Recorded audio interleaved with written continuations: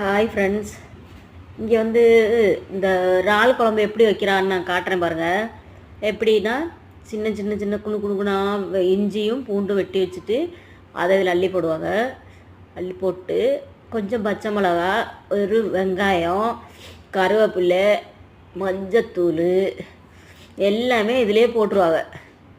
சிலப்போ புளி கரைச்சி ஊற்ற மாட்டாங்க, மாங்காய் போடுவாங்க, இல்லைன்னா முருங்கைக்காய் போடுவாங்க. இது ரெண்டுமே போட்டால் சூப்பராக இருக்கும். புளி கரைச்சி ஊற்ற வேண்டியதில்லை. அப்படி இல்லைன்னா குடம்புளி போடுவாங்க ஒரு கஷ்டம். குடம்புளின்னா அது நான் காட்டுறேன் உங்களுக்கு.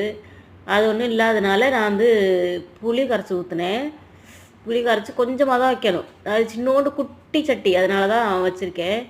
2 ஸ்பூன் மிளகாத்தூள், 1 ஸ்பூன் மல்லித்தூள், ஒரு கொஞ்சோண்டு கலருக்காக காஷ்மீரி மிளகா பொடி போட்டேன், மஞ்சள் பொடி போட்டேன். எல்லாமே போட்டு அப்படியே கொதிக்க விடணும். கரெக்டாக 15 நிமிஷம் தான்.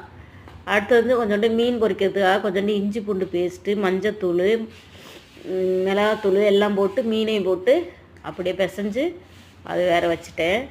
அது வச்சு அடுப்பில் இது கொதிக்க விட்டு வச்சாச்சு பாருங்கள். மீன் குழம்பு அந்த சட்டியில் கொதிக்கிறப்ப கீழே ஊற்றுமோன்னு நினச்சிக்கிட்டு மாற்றி வச்சுட்டேன். இந்த குழம்பு நம்ம வந்து வரவிடலை. அதனால என்ன பண்ணணும்னா, அந்த கொஞ்சோண்டு வெங்காயம் வறுத்துட்டு எண்ணெயில் வறுத்துட்டு இதில் அள்ளி போடுவாங்க எப்போவுமே. அது மாதிரி தான் நான் செஞ்சுருக்கேன். நீங்களே செஞ்சு பாருங்கள், சூப்பராக இருக்கும். செஞ்சுட்டு சொல்லுங்கள். எல்லோரும் எனக்கு சப்போர்ட் பண்ணுங்கள். நீங்கள் இங்கே உள்ள அப்டேட்டெல்லாம் நான் பண்ணுறேன். எல்லோரும் எனக்கு சப்போர்ட் பண்ணுங்கள். மீன் பொரிக்கிறதுக்கு சட்டி வச்சு அதுவும் பொரிச்சுக்கிட்டு இருக்கேன்.